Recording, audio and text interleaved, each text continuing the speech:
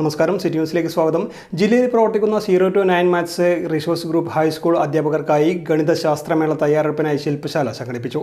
തളിപ്പറമ്പ് നീതി Sahib higher secondary സ്കൂളിൽ വെച്ച് നടന്ന ശില്പശാല retired higher secondary school principal C Mohanan നേതൃത്വം നൽകി.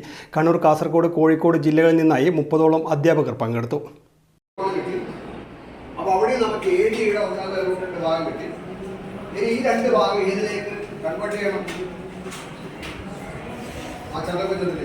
അതിനാണ് അടുത്ത ചാപം വരുന്നത്.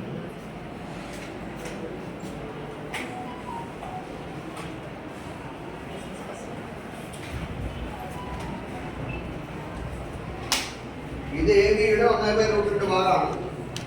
ഈ ചാപം ഇങ്ങോട്ട് വരച്ചപ്പോൾ ബിയുടെ 1/√2 ഭാഗം.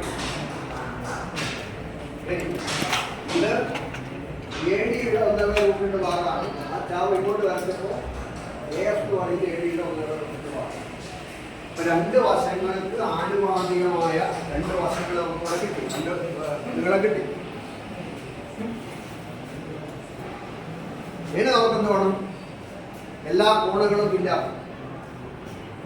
ഒരു കോൺ കോമൺ ആണ് എടുക്കുന്നുണ്ട്. നമ്മൾ വരച്ച കോൺ ബി കോമൺ ആയിട്ട് എടുക്കും.